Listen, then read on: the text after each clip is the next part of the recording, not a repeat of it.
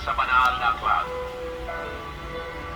Kapitulo 4, versikulo 14. Huwag kang pumasok sa landas ng masasama. Huwag kang tumahak sa daan ng mga balakyo.